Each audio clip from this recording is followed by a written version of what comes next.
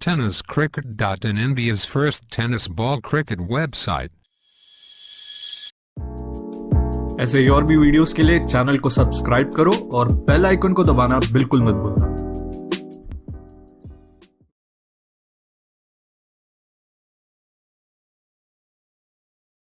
हे फलंदाज मात्र आक्रमक झालेले नाहीयेत।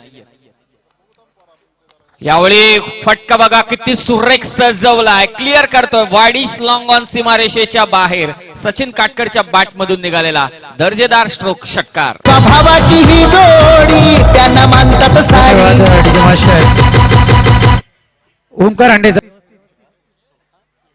दरम्यान मान्यवर या व्यासपीठावरतून आपले रजा घेत आहेत।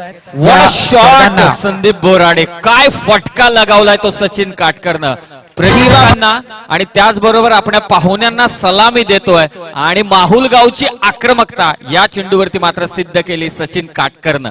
भावाची ही जोडी झाला आणि आता मैदानावरती सचिन काटकर नावाचं वादळ।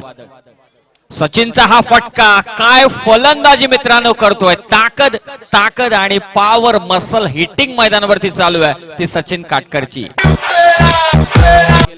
यष्टीरक्षक मात्र क्षेत्ररक्षणामध्ये वारंवार बदल करतोय।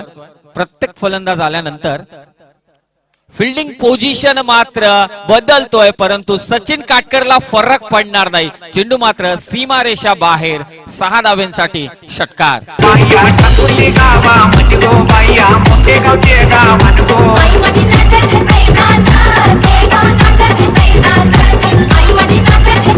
हे 40 वर गोलंदाज तयार। दैवत आतापर्यंत 2 षटकार आलेत या गोलंदाजाच्या विरोधात।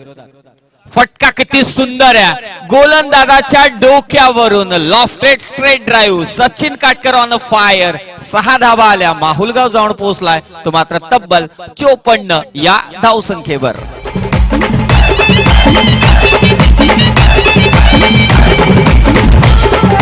धावसंख्येवरती खेळतोय सचिन काटकर 12 चेंडूंमध्ये आणि त्याच्या साथीने कल्पेश वैती 7 या धावसंख्येवरती खेळतोय।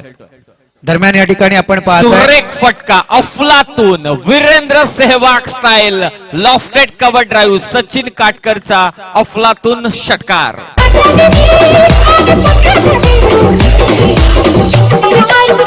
धन्यवाद रिज मास्टर।